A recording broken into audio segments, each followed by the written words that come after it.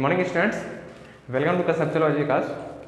आप सबका एक बार फिर से स्वागत है conceptual biology Vikas YouTube channel में, जहां आपको मिलता है ढेर सारा कंसेप्चुअल वीडियो और ढेर सारा मोटिवेशनल वीडियो जो आपके स्टूडेंट लाइफ को बनाए बहुत ही आसान।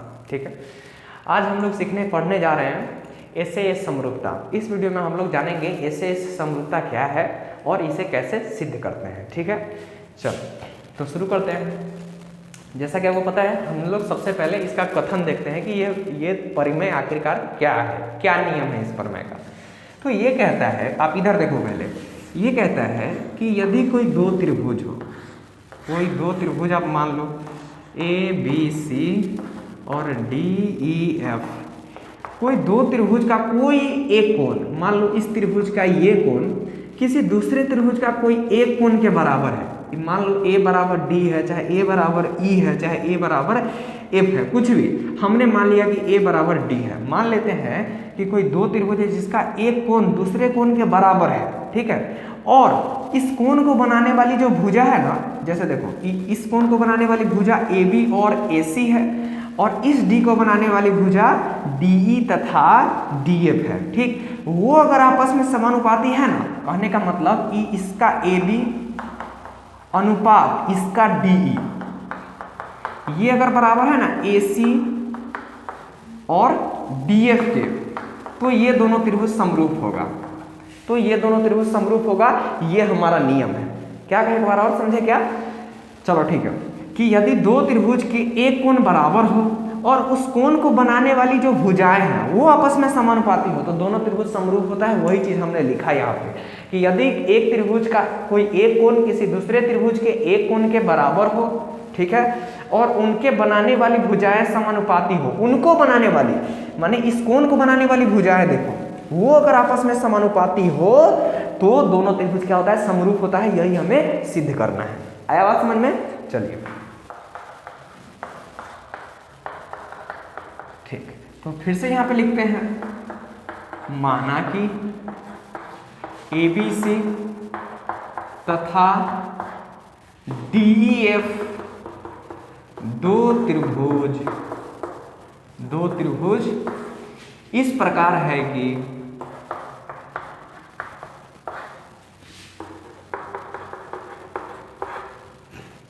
ABC तथा DEF दो त्रिभुज इस प्रकार है कि एंगल A बराबर एंगल D और AB बाई DE वो बराबर है AC बाई DF के।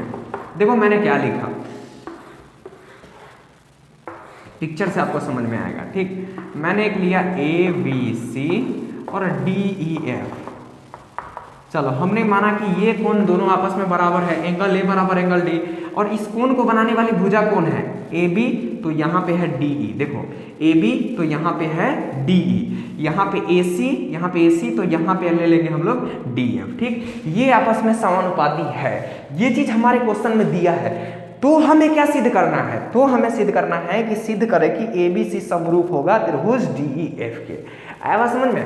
तो चलो, ये चीज तो हमको दिया है। ठीक, अब क्या सिद्ध है ना, सिद्ध करना है, क्या करना है बच्चों बताओ? आप लोगों को सिद्ध करना है कि ट्रायंगल ABC जो है वो सिमिलर है ट्रायंगल किसके, DEF के। ट्रायंगल छोड़िए, यहाँ पे लिखते हैं ट्रायंगल ABC समरूप है ट्रायंगल DEF के।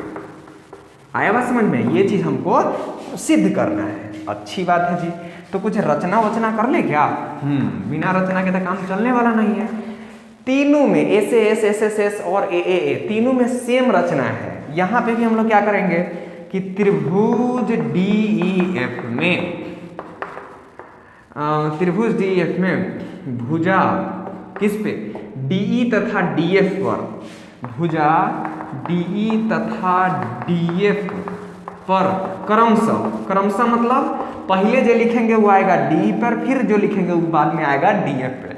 तो क्रमशः M माने DE पर लिए M, DE पर ले लिए M तथा D पे क्रमशः M तथा N। तो अब DF पे क्या आ गया, N बिंदु है ना, बिंदु इस प्रकार लिया कि इस प्रकार लिया कि क्या बच्चों कि हमारा किसके बराबर क्या हो जाए, ए बी बराबर हो जाए अपना डी एम के, और भाई साहब ए सी हमारे हो जाए डी एन के बराबर, ए सी इक्वल्स टू डी एन। ठीक, तथा क्या बच्चों एम से एन को मिलाया, एम से एन को मिलाया,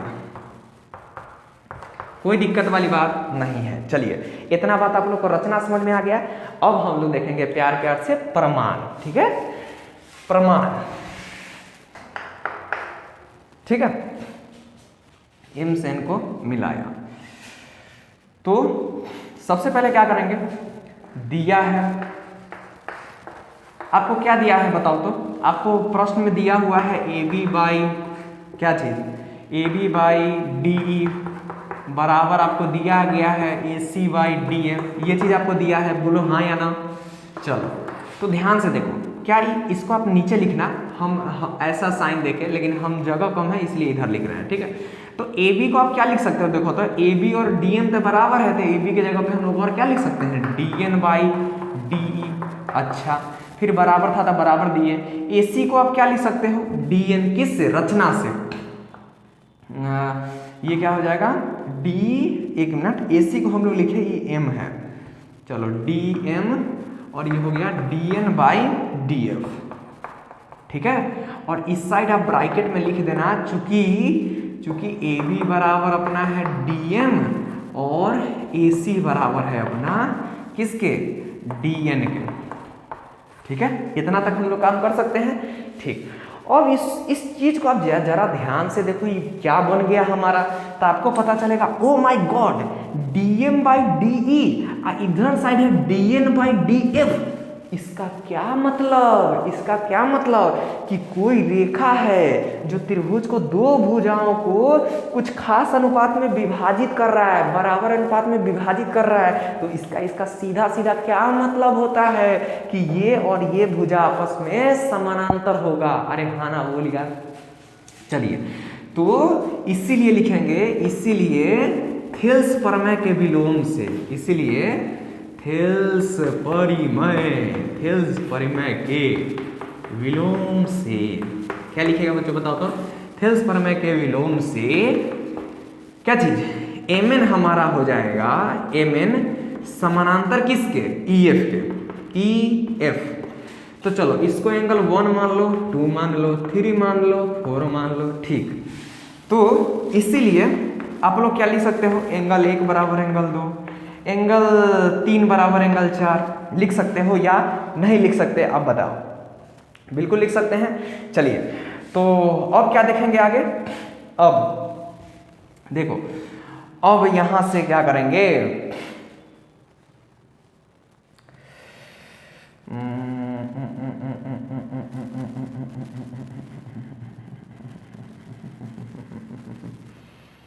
ये दोनों त्रिभुज में ये साइड बराबर है और ये कोण बराबर है। ठीक है ना, तो ठीक है, चलिए ओके, चलो तो यहां तक बात क्लियर हुआ। उसके बाद अब हम देखते हैं त्रिभुज, अब ट्रायंगल किसमें, ए बी सी, तथा त्रिभुज किसमें, डी एम एन में।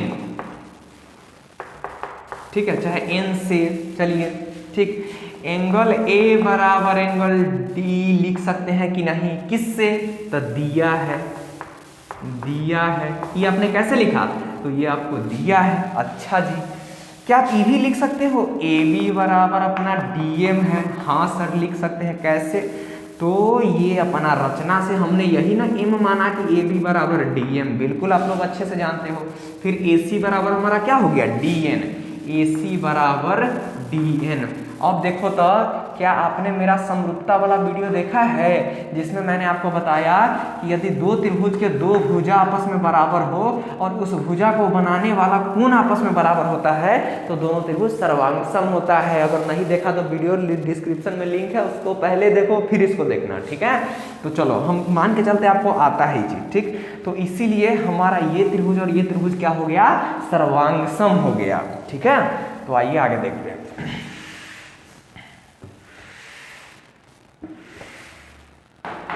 तो इसीलिए यहां पे क्या लिखेंगे, SAS सर्वांग समता, सर्वांग समता से, SAS सर्वांग समता से क्या लिख सकते हैं, त्रिभुज ABC जो है वो सर्वांगसम है किसके, DMN के, DMN के, है ना।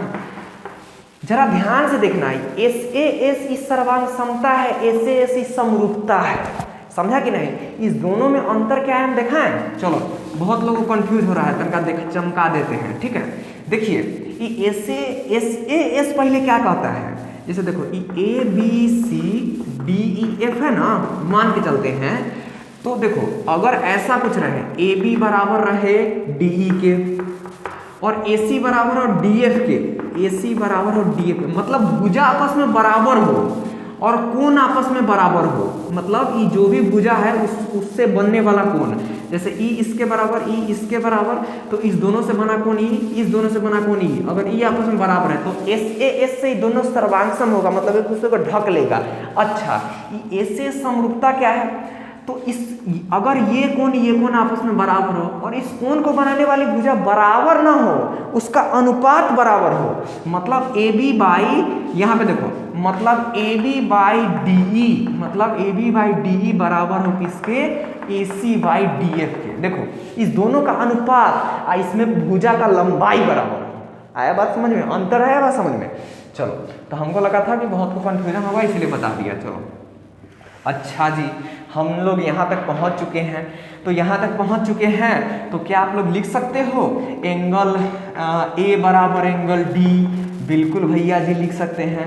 अच्छा आप क्या लिख सकते हो, एंगल B बराबर एंगल 1, एंगल B बराबर एंगल 1। जब दो त्रिभुज सर्वांगसम होते हैं तो दोनों त्रिभुज का संगत कोण आपस में बराबर होते हैं, ये भी मैंने उस वीडियो में बताया है, तो आपको आता ही होगा। एंगल 1 बराबर एंगल 2 और एंगल C बराबर एंगल 3, ये कोण बराबर ये कोण और ये कोण बराबर ये कोण, एंगल 4। अब देखो तो, अब जरा ध्यान से देखो तो हमको यहाँ से क्या मिल गया, आप लोगों को कुछ अच्छी बात दिख रहा है, तो बिल्कुल दिख रहा होगा क्या। अब जरा गौर फरमाइए सर जी, ABC और DEF पे, ठीक। जरा देखिए तो आपको मिला क्या, A एंगल बराबर D, हाँ मिल गया। क्या आपको मिला एंगल B बराबर एंगल E, एंगल B बराबर एंगल 2, मिल गया। क्या आपको मिला सर जी एंगल C बराबर एंगल F, देखिए तो एंगल C बराबर एंगल 4, मिल गया। मतलब क्या, मतलब ये कि इसलिए A समरूपता से, A समरूपता से क्या लिख सकते हो, जिसका बहुत दिनों से इंतजार था, लिख सकते हैं त्रिभुज ABC जो होगा वो समरूप होगा किसके बच्चों जी, ट्रायंगल DEF के, ठीक है। तो इसीलिए A समरूपता से त्रिभुज इतना, ये हमारा हो गया प्रूफ। ओ माय गॉड, खत्म, आया मजा। तो मिलते हैं फिर नेक्स्ट वीडियो में, बहुत बहुत धन्यवाद।